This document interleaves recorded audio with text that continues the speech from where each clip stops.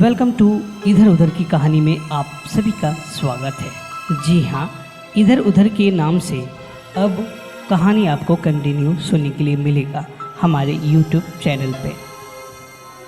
आज की कहानी एक ऐसा कहानी है जो आप कहीं ना कहीं ज़रूर सुने होंगे। जी हाँ, यह कहानी सास और दामाद के बीच की है। हाल ही में एक उत्तर प्रदेश की ये कहानी है जो बहुत तेज़ी से वायरल हो रहा है। सास ने दामाद को भगाया या दामाद ने सास को, आज इसी बात पे चर्चा करेंगे हम लोग और आपसे शेयर करेंगे ये कहानी। आइए, ये कहानी शुरू कहाँ से हुआ ये जानते हैं और अंत कहाँ होगा ये भी जानते हैं। कहानी फिलहाल शुरू यहाँ से होती है। एक परिवार, जैसे कि हम इस कहानी में 2-4 नाम डाल देते हैं, जैसे कि लड़का का नाम राहुल, लड़की का नाम प्रीति, लड़की के माँ का नाम सुनीता और पिता का नाम पिता ही रहने दें, ठीक है। जो दामाद का नाम है राहुल, मम्मी यानी सास का नाम सुनीता और लड़की का नाम प्रीति। चाहे प्रीति का नाम ले या ना ले, कहानी आपको समझ में आ जाएगा। सुनीता और राहुल नाम मैं एक्सचेंज रख रहा हूँ ताकि किसी को इस बात से आपत्ति ना हो। तो ये कहानी केवल आप तक पहुंचानी है, तो हमने आपके लिए बनाया है। चलिए कहानी की शुरुआत करते हैं।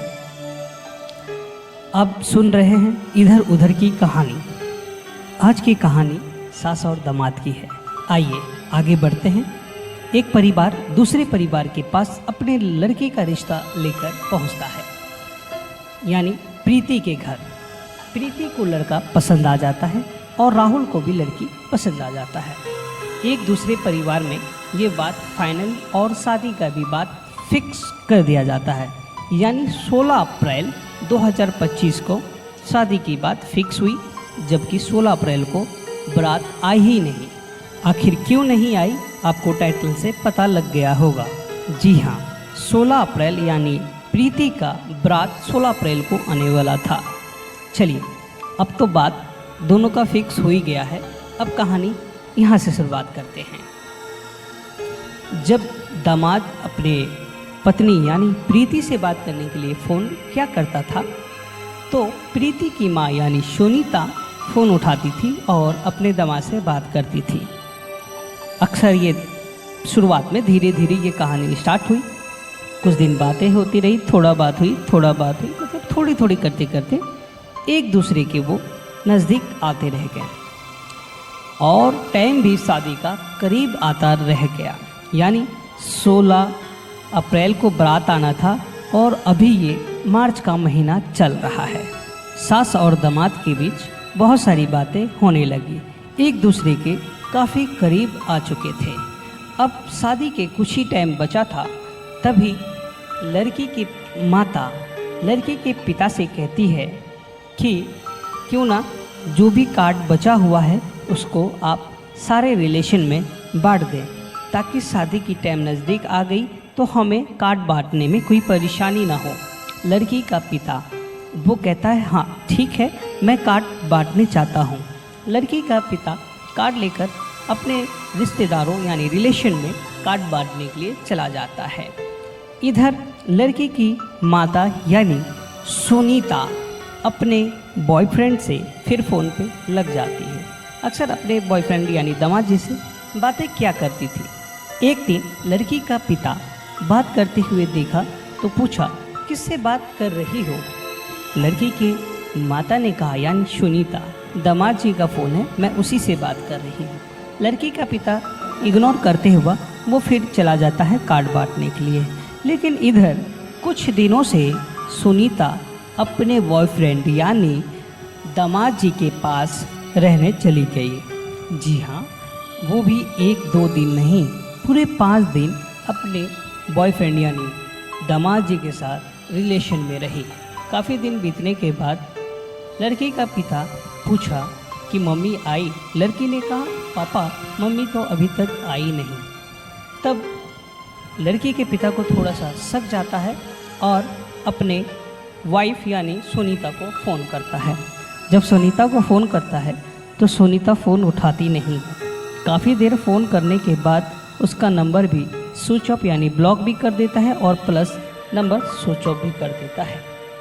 जब देखा ये फ़ोन ब्लॉक हो गया और नंबर ऑफ भी हो गया, तब जाकर अपने दामाद के पास लड़की का पिता फ़ोन करता है, यानी राहुल के पास। जब राहुल के पास पिताजी फ़ोन करता है तो बात करने के लिए कहता है कि अपने सासू से बात कराओ, लेकिन राहुल इनकार कर जाता है, कहता है सास हमारे साथ नहीं है। लेकिन बार बार बोलने यानी ज़िद करने पर लास्ट में राहुल ने कबूला कि हाँ, अब वो तुमसे बात नहीं करेगी, अब मेरे साथ रहेगी, तुम इसका टेंशन लेना छोड़ दो। लड़की के पिता को ये सुनते ही एक बहुत बड़ा सदमा लगा और वो क्या बोले क्या नहीं बोले कुछ समझ में नहीं आ रहा था। कुछ देर बीतने के बाद ये बात घर रिलेशन वाले को सभी को पता लगा और फिर इसका रास्ता निकाला गया पुलिस में FIR दर्ज करने का। लड़की का पिता पुलिस स्टेशन जाता है अपने सुनीता यानी वाइफ पर और दामाद जी पर यानी राहुल पर FIR दर्ज कराने। पुलिस स्टेशन जाने के बाद पुलिस FIR दर्ज नहीं करता है क्योंकि सुनीता का उम्र 18 वर्ष से ज़्यादा था। पुलिस ने साफ साफ मना कर दिया, इस पर कोई भी केस नहीं हो सकता क्योंकि इसकी उम्र 18 वर्ष से ज़्यादा है और ये अपना फैसला खुद ले सकती है और जो मन चाहे वो कर सकती है, चाहे जिसके साथ रहना चाहे, चाहे जो दिल करे वो कर सकती है। पर लड़की के पिता को कुछ समझ में नहीं आ रहा था। फिर वो घर आया, घर में तलाशी किया। जब तलाशी की तो लड़की के जो दहेज का 5 लाख रुपया था वो भी गायब था और साथ में अपने लड़की के लिए जितने जेवर जेवरात बनाए थे वो सभी गायब था। तो फिर लड़की का पिता पुलिस स्टेशन जाता है FIR दर्ज करने के लिए। वहाँ जाकर FIR दर्ज किया जाता है। केस में लिखा जाता है कि लड़की के माता यानी सुनीता 5 लाख रुपया और जेवर जेवरात जो भी था सब लेके फरार है। अब पुलिस FIR दर्ज करता है और अब एक्शन में आ जाती है। पुलिस FIR दर्ज करने के बाद सुनीता और राहुल का फ़ोन ट्रैक करना स्टार्ट कर देता है। जैसे सुनीता और राहुल को पता लगता है कि पुलिस मेरा पीछा कर रही है, मुझे खोज रही है, तो कुछ दिनों के बाद सुनीता और राहुल खुद सरेंडर कर देते हैं।